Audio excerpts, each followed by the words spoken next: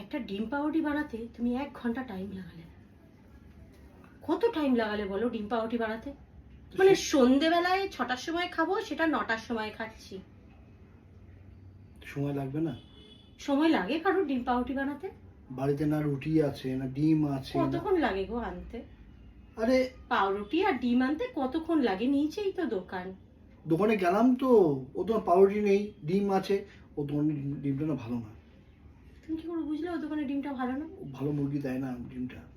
ভালো মুরগি ডিম দেয় না? তুমি কি করে জানলে ওর দোকানে মুরগি ভালো ডিম দেয় না, ওর দোকানে মোরগ ডিম দেয়, ওর দোকানে না ঘোড়ার ডিম বিক্রি করে? তুমি কি করে জানলে এগুলো? ডিম আনতে গেলে কি এইসব করো? তোমাকে যে বললি না, তুমি উল্টো কথা বলো।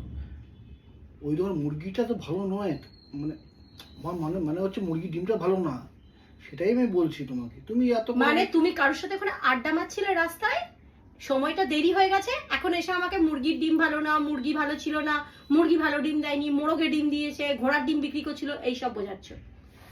তোমাকে না মানে কোনো কাজ দেওয়াই উচিত না, কোনো কাজ দেওয়া উচিত না।